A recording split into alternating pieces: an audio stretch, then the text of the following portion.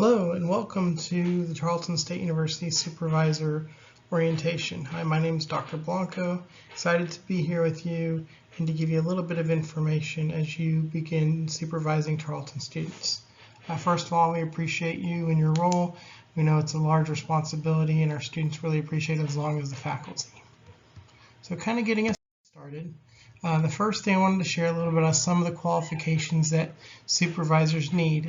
So hopefully you've probably already met with us and talked about this with us, but you have to hold a mental health degree, a master's degree in mental health discipline.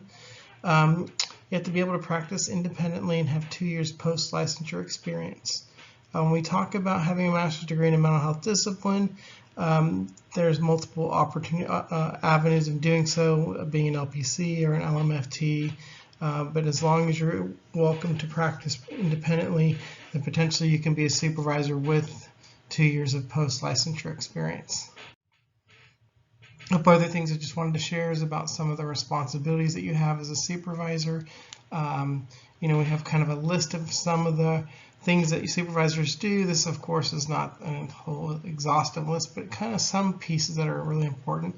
The first thing is that you're, responsible in giving our students feedback about some of their skills.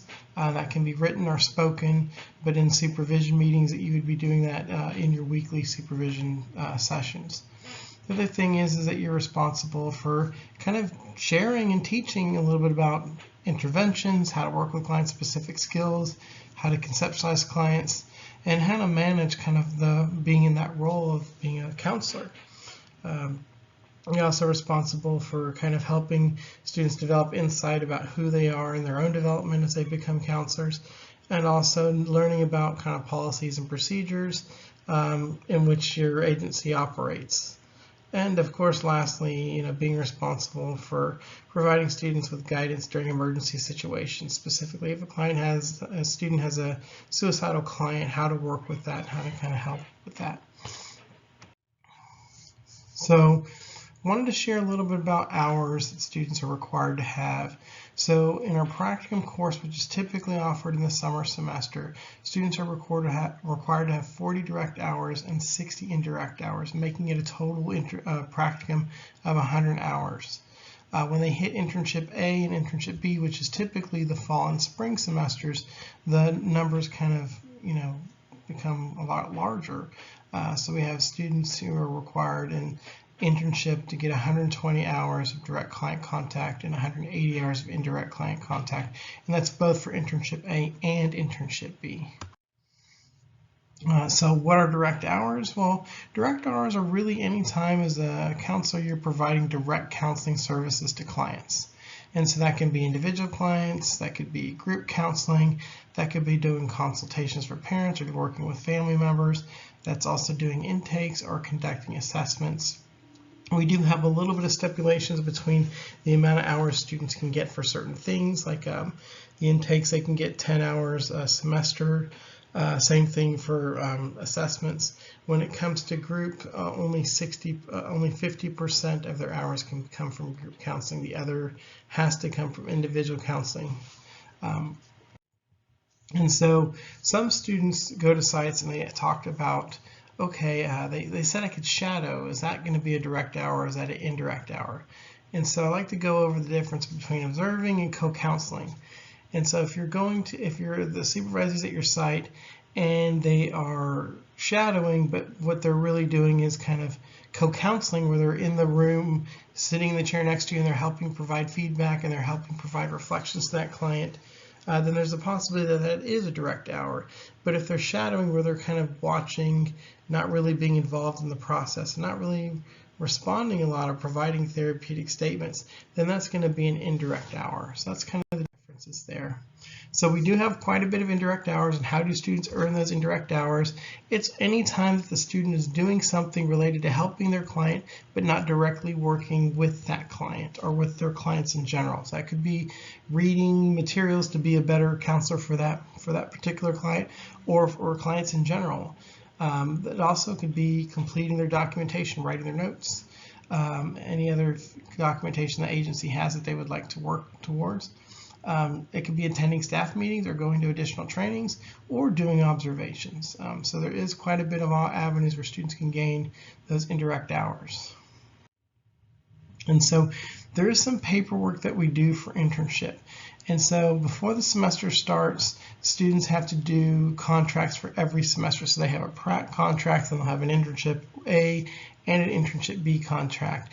They're all kind of similar paperwork, and students are kind of given an orientation directly on what the paperwork is to give to you to get them set up for the semester.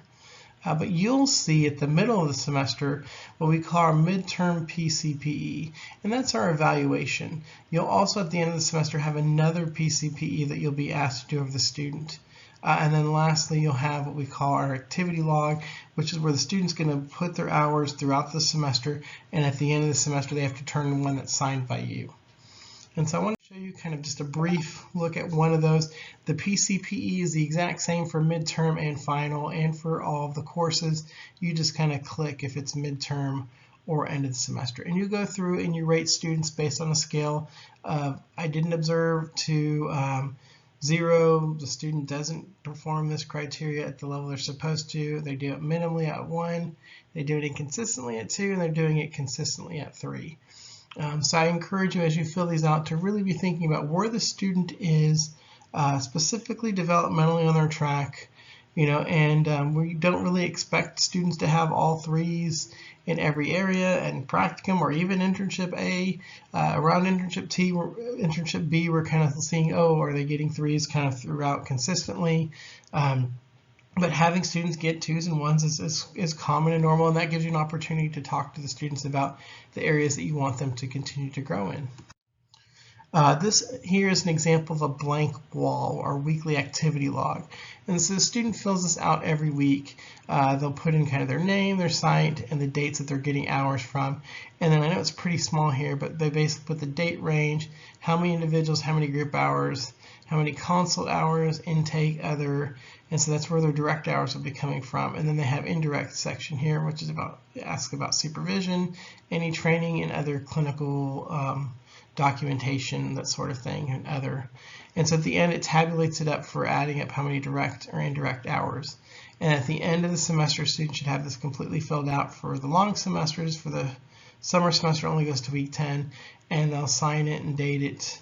You'll sign it as well, and then the faculty will sign at the end of the semester. But that's really kind of we try to eliminate a lot of the extra paperwork that you have to do. That's kind of the paperwork that we require. And so one major component about supervision and being a supervisor is that you do meet weekly with supervisees. 1 hour per week has to happen. It can be individually with you and the supervisee, or you and 2 supervisees at max. If there's more than 2 supervisees, then that's considered group supervision, and that won't count towards their hour of supervision. It can count as indirect hours though. So if you do like a staffing with extra supervision, that's awesome, but they are required to have that 1 hour of supervision per week with you and as the supervisor. Virtual supervision. Because of COVID, things have changed. We know a lot of people are doing telehealth work, and they might also be doing telehealth supervision. And so if your site is providing telehealth work and the student is doing some telehealth work, we say, okay, then supervision may be provided via telehealth. If the student's only doing in-person counseling sessions, then we really recommend that they do in-person supervision. If you are doing virtual supervision, please make sure that you're trained on that platform and the technology that you're using, and ensure that it's HIPAA compliant. Okay, so I wanted to spend just a little bit of time going over the supervision models, specifically the discrimination model. Some of you are pretty familiar with the discrimination model. It was developed in the 70s by Janie Bernard, and Bernard really was trying to look at is, okay, how can I help supervisors working with students who are in training? So like really looking at master students who are not really experienced, and what are some things that as a supervisor we should focus on.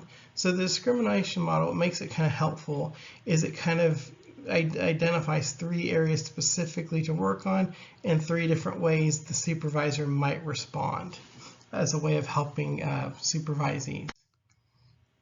So with this component, just looking at the ICP model, which is going to go back into the discrimination model, is, supervision, there's typically 3 skills that they're trying to help students with.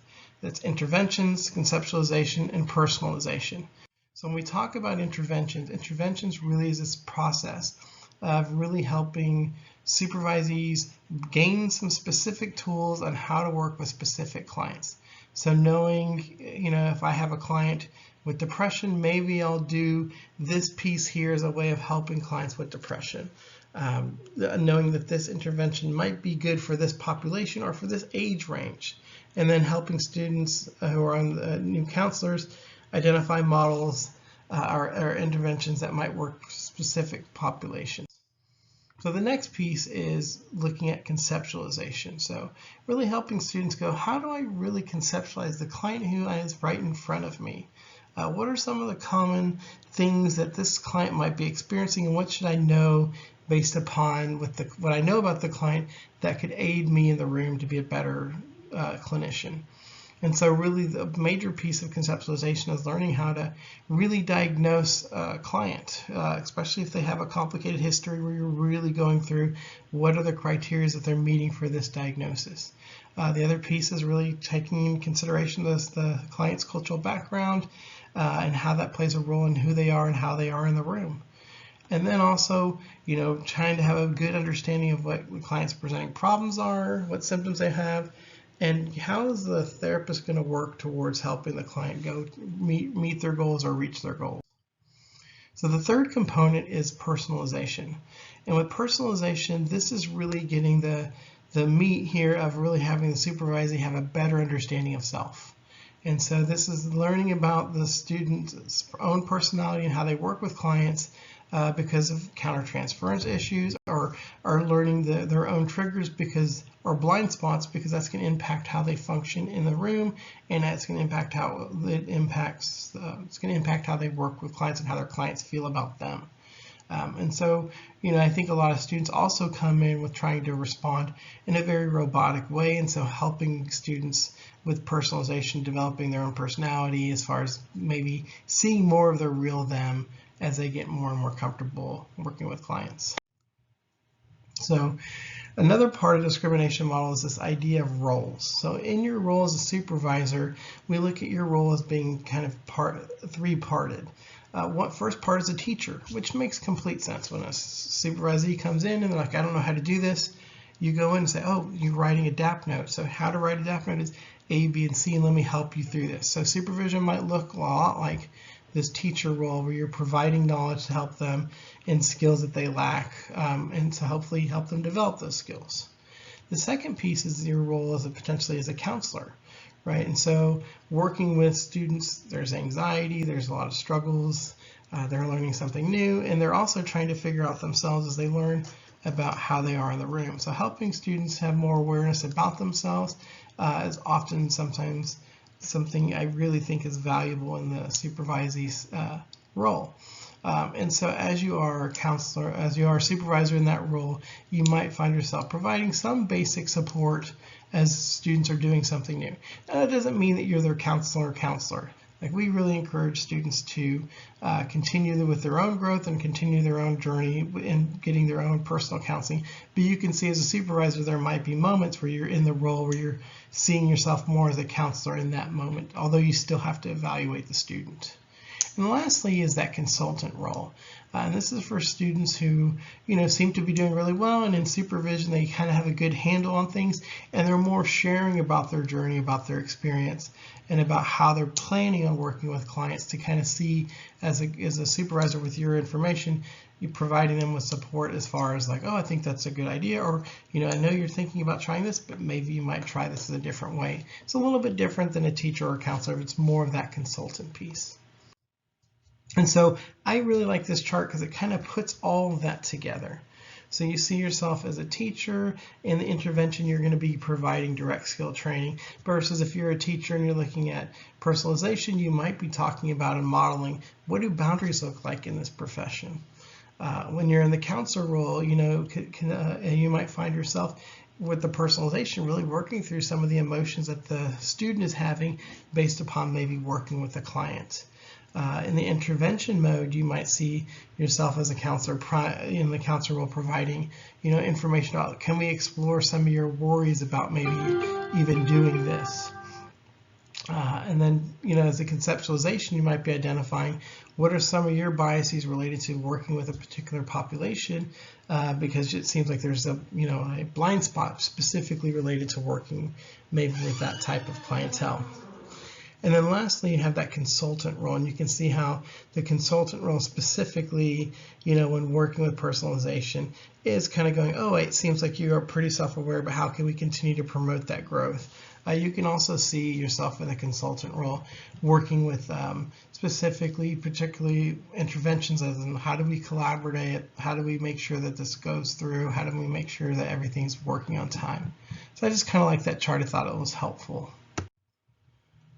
So lastly, I'm bringing in this other piece, and this is Stoltenberg's developmental model of supervision.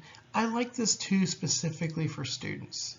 And so Stoltenberg's model has 3 specific domains, and those domains are autonomy, motivation, and awareness of self and others. So when working with a supervisee, you're looking at how autonomous are they, how likely are they going to begin doing things on their own. The second part is the motivation, how motivated are they to work with clients. And then lastly, pardon me, is how aware are they of themselves and others as they move through their journey of becoming a counselor.